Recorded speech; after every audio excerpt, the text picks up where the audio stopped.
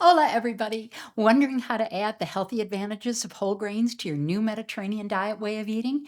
In today's lesson, let's make it easy with my top 7 picks and a few simple ways to sneak them into your everyday meals. Number 7, oats. There is probably no more familiar whole grain in your pantry than oats. But here's the deal, skip the sugary processed stuff and go for the real thing. You'll be packing in some really healthy fiber and nutrients. What's so great about the simple oat is that it's one of the most powerful grains around. It's a quality protein, a really good source of soluble fiber. It increases the growth of good gut bacteria and helps regulate type 2 diabetes. Plus, oats provides a good balance of essential amino acids, important minerals, vitamins, and antioxidants called polyphenols. And every serving delivers more than half of that bone-building manganese you need every day. When you compare whole grain oats for breakfast to a lot of packaged cereals, oats win.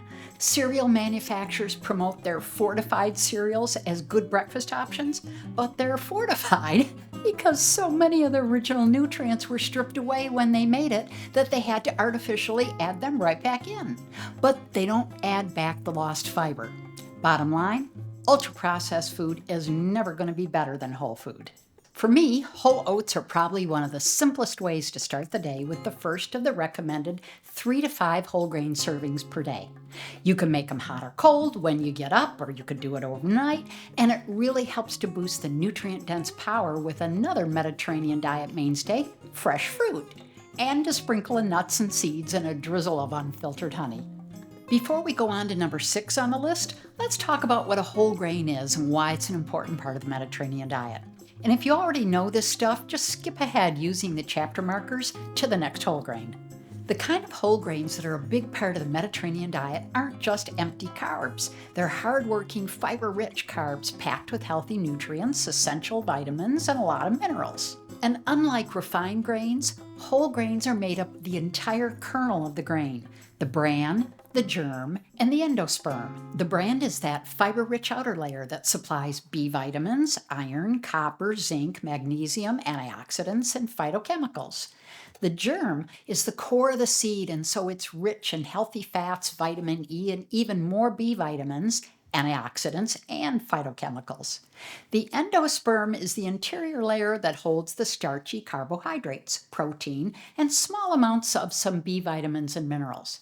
So when a whole grain is refined, almost all of those healthy bits have been removed, and all that's left is the carbohydrate endosperm with a little bit of protein. So when you buy processed breads or pasta or rice or crackers or cereals made with refined grains, you're getting very little from that expensive package. No fiber, no antioxidants, very few minerals and vitamins, unless they add them back in artificially, mostly just unhealthy, blood sugar spiking carbs. Number 6, whole grain rice. Rice is another kitchen staple all over the world. 3.5 billion people eat it every day, sometimes more than once. And you probably have some in your pantry too. But here's the catch. When it's refined, it loses a ton of its goodness. That pearly white rice, it's been polished smooth, removing all the bran and stripping it of almost 25% of its protein and most of its key nutrients. I like to use whole grain Spanish bomba rice best in a classic Spanish paella when the creamy center of the rice gets extra soft and tender and the whole grain outer layer gives the dish a little extra heft. Plus, it's grown in Spain's famous rice delta right up the road from where I live. And remember, if you're using your Instant Pot or pressure cooker, it really won't matter at all. Plus, when you make a big batch, you'll have the extra advantage of creating a resistant starch when you cook it, then cool it, and then reheat it later. Next up, the best I'm hungry and I'm too tired to cook Mediterranean grain, bulgur. And it comes in 3 different grind varieties, fine, medium, or coarse. And if you use the finest grind, you don't even have to cook it. Just cover it with boiling water and wait 15 minutes. So maybe it should be considered the original fast food of the Mediterranean. But it's so great, you can use it in so many ways. And it's also probably one of the best known ancient whole grains that have been a part of Mediterranean and Middle Eastern cuisines for centuries, packed with antioxidants, vitamins, and minerals, making it a nutritional powerhouse. But an interesting difference between bulgar from other whole or cracked grains is that it's already parboiled and dried before it's ground. And that's what makes its cooking time so incredibly fast. But it's not for everybody. It's a wheat and it contains gluten and insoluble fiber. So it might not agree with everybody's digestive tract, especially if you're concerned about chronic intestinal disorders like celiac disease, IBS, and IBD. So just like beans, take it slow if you're just starting to amp up the amount of fiber in your diet and make sure it works for you. The most traditional way to prepare bulgur in the Mediterranean is to simply make a tabbouleh salad from medium grain bulgur with loads and loads of chopped parsley and tomatoes, red onions, and cucumbers. Especially when I want dinner in less than 30 minutes, I can cook some bulgur, and while I'm waiting for it to soften and plump up, I dice up those tomatoes, some feta cheese, vegetables, spinach, or any green herbs I happen to have in the fridge. Add some already cooked chickpeas, dress it with some lemon and a little extra virgin olive oil, a grind of salt and pepper, and I'm done. It's a super healthy way to end an extra long day. And I have to admit, that's one of those salads that can become a little addictive. Just don't start eating it straight from the bowl. There won't be anything left. There's a constant question about carbs in the Mediterranean diet that I want to answer. Many people think that the Mediterranean diet is overloaded with carbs. And when you consider the macronutrient split of 50 to 55% carbs, 30% healthy fats, 15 to 20% healthy proteins, it might look that way. But it's really important to remember that the recommended carbs are not simple carbs like white bread, pasta, or baked goods. They're complex carbs, including whole grains and whole grain bread, brown rice, and legumes. The real story about whole grains is so much more than just about carbs. Remember, they're all packed with powerful nutrients that we need every day. Dietary fiber, antioxidants, phytonutrients like vitamin E and selenium, B vitamins, thiamine, riboflavin, niacin, and folate, minerals including iron, magnesium, and selenium. So if you really want to follow the Mediterranean way to eat every day, you really should amp up the amount of whole grains in your diet and start tallying up those recommended 3 to 5 1-cup servings every day. Oh, and don't forget, as good as all this fiber is for your overall health and your digestive tract, make sure you're consuming plenty of liquids too to keep everything working nice and smooth. Dehydration and extra fiber in your diet are not a good combination. Number 4, buckwheat. Another favorite of the gluten-free group is buckwheat because despite its name, it is not a type of wheat at all. It's one of those gluten-free pseudo-cereals like quinoa, oats, corn, brown rice, and amaranth. And because this ancient grain is rich in flavonoids, compounds that have been linked to improved blood circulation and heart health, adding it to your everyday diet may help lower blood pressure and reduce inflammation. This past year, I started making a simple soba noodle stir fry with asparagus, spring onions, tofu, and a savory, tangy dressing that I simply cannot get enough of. I love the silky texture of the noodle. The recipe may not have originated in the Mediterranean, but the ingredients are all part of the pyramid. So I just think of it as Mediterranean, and I leave it at that. Sometimes it can be really tough to find healthy options on the grocery store shelf, especially when crafty marketers try to pitch their products in ways to appeal to your healthy self, but not necessarily true. And the whole grain category is no exception. So the best defense is just read the nutrition label. Because the bread looks brown doesn't mean it's whole grain.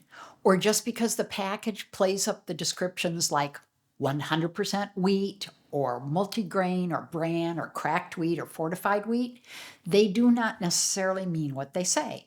So do you see the word whole with the first item on the label? Or do you see another whole grain you're familiar with, like brown rice or quinoa, printed at the top of the ingredient list? Does it tout the Whole Grains Council stamp? How much fiber does it have? All those things are really good indicators of whether it's a whole grain or not. Next on our list is hulled barley, a staple in Mediterranean cuisine that might have been the oldest grain ever cultivated almost 10,000 years ago. Was it because it could be turned into beer? Maybe. Or was it because it has such a chewy texture and a really mild nutty flavor? That's what I'm guessing. But besides the healthy fundamentals, there are a few things that make it stand out as a nutritious whole grain. It's packed with beta glucan, a soluble fiber known for cholesterol lowering and blood sugar control. It has a low glycemic index, a measure of how quickly a food raises blood sugar. In fact, barley's score of 28 is the lowest of all grains. It contains antioxidants such as vitamin B, beta carotene, lutein, and zeaxanthin. And there are a few different forms of barley. Whole barley, which is probably the most nutritious, pearl barley, which is the most widely available, but it's stripped of its bran, and barley grits and barley flakes, both of which can be made from either hulled or pearled. So it's important to check the label. If you've made my lemon barley soup, then you'll know how chewy and cozy this nutty grain can be, especially in soups, stews, or combined with roasted veggies for a hearty side dish. Some people even like it for a nourishing warm breakfast, but for that, I'm sticking with my number 7 whole grain, oatmeal. Now, before we get to my top 2 favorites, let's talk about the simplest ways to cook most whole grains, because it will almost be the same for many of them. First, rinse the grains until the water runs clear. Second, use a medium-sized pot. Cover the grains with enough water to be about a finger digit above the grains, or 1 cup of grain to 2.5 cups of water. If it's a really firm grain, you can soak it for 1 to 2 hours or even overnight before cooking, because soaking has the same effect on whole grains as beans, speeding up the cooking time and making it easier on your digestive tract. Wild rice and farro are good examples of grains that benefit from a soak. Third, add about a half a teaspoon of salt per cup of grains and bring it all to a boil. And then 4, turn it down to a gentle simmer and cover it without disturbing it until the water is mostly absorbed. If you're looking for a little bit more of a chew or less of a chew, test for doneness and add more water if you want to cook it a bit more. And don't forget, some whole grains like quinoa or farro are perfect for batch cooking and freezing. So if you're going to make the effort, make a big batch and remember to thank yourself when you pull it out of the fridge or the freezer for another healthy grain bowl later in the week or later in the month. It's a genius meal prep option. Plus, it makes these whole grains even more powerful because it turns them into resistant starches. And if you use an Instant Pot or pressure cooker, just rinse the rice really well and follow the instructions of the machine. Number 2, quinoa. Quinoa isn't actually a grain, but it's used in the Mediterranean kitchen like other grains. It's another gluten-free seed that's packed with vitamins, minerals, and almost twice the amount of protein as other grains. 1 cup of cooked quinoa delivers on a low-calorie, nutrient-dense promise with 8 grams of protein, more than 5 grams of fiber, and lots of other healthy vitamins and minerals like thiamine, riboflavin, vitamin B6, folate, iron, magnesium, phosphorus, manganese. It's loaded. Lots of people think of quinoa as a superfood, and maybe it's because it's one of the few plant-based foods that's a complete protein, just like meat, poultry, fish, eggs, and dairy. It contains all 9 essential amino acids, which are protein building blocks for building muscle and keeping your immune system healthy. Or maybe it's because the fiber and protein combo helps control hunger pains, because it takes longer to digest, so you feel fuller longer. And as a good source of magnesium, it can lower your risk of developing type 2 diabetes. As part of a high-fiber diet, it keeps your digestive system running smoothly and cuts your colon cancer risk too. Quinoa is one of those ingredients I always keep in the pantry because it cooks up in minutes, and it's the perfect grab-it-from-the-freezer meal prep trick. It's a true pal when it comes to using up those use-it-or-lose-it veggies in the fridge if I throw it all together in a fast-filling salad. And if you haven't watched my video on the 3 addictive quinoa salads that I've made, I'll leave a link in the description below. They're all great options for warm weather picnics or weekday lunches. Number 1, Pharaoh. Pharaoh is my hands-down favorite whole grain. It's nutty and it's dense and it's chewy and it's filling, but the downside is it takes quite a while to cook. What you get for your patients, though, is an extremely nutritious ancient wheat grain that's been a dietary staple in the Mediterranean region for centuries. It comes in 3 different variations: emmer, einkorn, and spelt. And it has a few things going for it that make it an even better choice than some other grains, like the fact that it delivers 20% of your daily fiber needs in just one serving, or that it's a great source of nutrients like niacin, magnesium, zinc, antioxidants like polyphenols, carotenoids, and selenium, all which add up to a whole bunch of health benefits for diabetes, heart health, and brain health. I love Pharaoh best in a classic and colorful Mediterranean grain salad, dressed just lightly and piled high on the plate for lunch. And if you want to learn to make it just like I do, click on the link in the description below. I mean it when I say it's my favorite. Since I've been living in the Mediterranean, I've tried lots of different types of ancient Mediterranean whole grains, but there's more to go. First on my list of next grains to try are teff and sorghum, which I just found at the market. Then kamut, an ancient Egyptian grain because it's known for its buttery flavor, and who doesn't love butter? Then I'm going to test out frike, a green wheat grain, and amaranth, a super tiny little grain that's super high in antioxidants. But knowing what these grains are and why they're so important to your diet is only half the battle. The thing is, everything you just learned about whole grains will be completely useless if you don't get the chance to start cooking with them. So watch this video next to make one of the most addictive Mediterranean Pharaoh salads ever.